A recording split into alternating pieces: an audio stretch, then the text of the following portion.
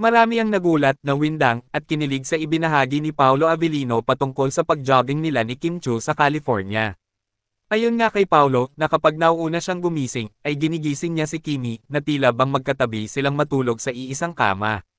Pero inamin nga ni Daddy Paolo na nagkamali siya ng statement at sinabing kumakatok ito sa pintuan ni Kimi upang gisingin ito at yayain na mag-jogging. Dahil nga dito, ay hindi napigilan ang mga netizens na mapasigaw at kiligin. At ayon sa iilang netizens, na di umano'y nadulas si Daddy Paolo, at tila bang nabisto, na di umano'y magkatabi silang matulog ni Kimi. Eto nga ang iilan sa mga naging reaksyon. Hahaha, ayusin mo Pao. Hala grabe, nagulat ako sa sinabi ni Pao kanina sa live. Nakakakilig. Lagot talaga si Kim. Not Paolo. Hala ka Kim. Hahaha, nadudula sa mga sinasabi. Parang tabi at ginigising pa si Kim para mag-jogging. Nakakatuwa si Pao. Parang nagsasabi ng totoo.